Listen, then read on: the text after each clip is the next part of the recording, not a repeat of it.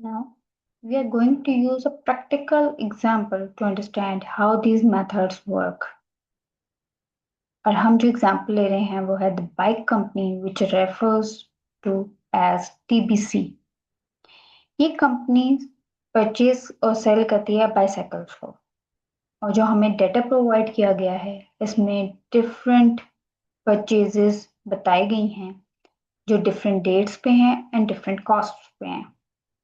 ये एक बहुत ही रियलिस्टिक सिनेरियो बताया गया है ताकि जो एक रियल लाइफ में बिजनेस में हमें नजर आता है, जहाँ पे हमें ये लगता है कि परचेजेस जो है वो तमाम इन्वेंट्री की वो सेम प्राइस पे होती है। ऐसा नहीं होता। बहुत कम ऐसे बिजनेसेस होते हैं, रेयरली परचेज करते हैं कोई भी इन्वेंट्री जो सेम प्राइस पे हो। अगर हम इस हर मेथड को लेके चलें, जो हम आगे लेकर भी चलेंगे, तो उसमें हमें क्या होगा कि हम सेम डाटा यूज करेंगे ताकि हमें पता चले कि हर मेथड डिफरेंट रिजल्ट्स कैसे प्रोड्यूस करता है, जबकि हमें पता है कि ट्रांजैक्शन जो हैं वो सेम हुई हैं।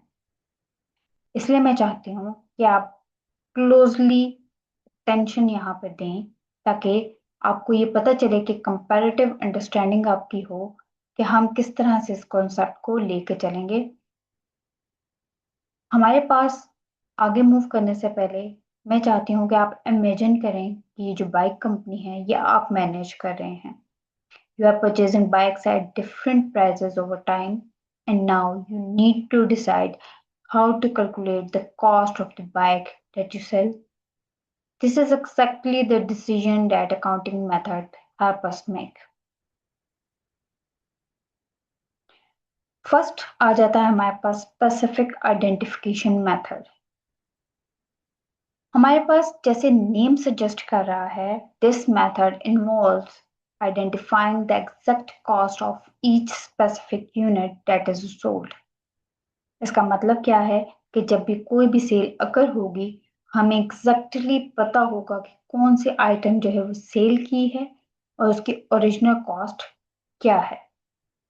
This method is very straight forward and logically accurate, क्योंकि ये रिफ्लेक्ट करता है एक्चुअल कॉस्ट को जो हम आइटम सेल कर रहे होते हैं।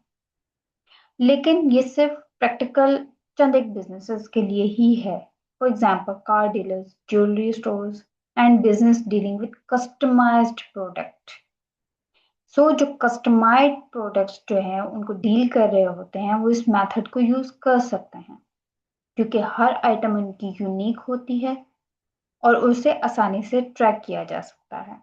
फॉर एग्जाम्पल अगर मैं एग्जाम्पल दूं, जैसे ज्वेलरी स्टोर पर जाएंगे तो उसका स्पेसिफिक डिजाइन होता है, और वो जो कंपनी होती है, जो शॉप होती है, जब उसे बनाती है या फिर उसको कस्टमाइज जो लोग या कस्टमर्स कराते हैं उनका कोई नंबर लिख लेते हैं, और वो हार्डली एक या दो पीसेस ही होते हैं इस तरह के। तो इसलिए उसे ट्रैक करना आसान होता है। अगर हम किसी और बिजनेस को देखें जो लार्ज क्वांटिटी में डील कर रहे हों लेकिन आइडेंटिकल आइटम्स हों, जैसे ग्रोसरी स्टोर्स वगैरह, तो ये उनके लिए इतना प्रैक्टिकल नहीं होता, क्योंकि उनके लिए जो सारे उनके यूनिट्स हैं वो सेम होते हैं, तो वो अपने हर इंडिविजुअल यूनिट को सही से ट्रैक नहीं कर सकते। Let me explain this with a simple classroom example. Suppose एक कार डीलर है, उसके पास 3 कार्स हैं। हर एक कार की डिफरेंट कॉस्ट है। जब एक कार जो है वो सोल्ड आउट हो जाती है तो डीलर को पता होता है एग्जैक्टली कि कौन सी कार उसने सेल की है, और उसकी कॉस्ट उससे क्या आई थी वो भी उसके पास मौजूद होती है। So assigning cost is very easy and accurate.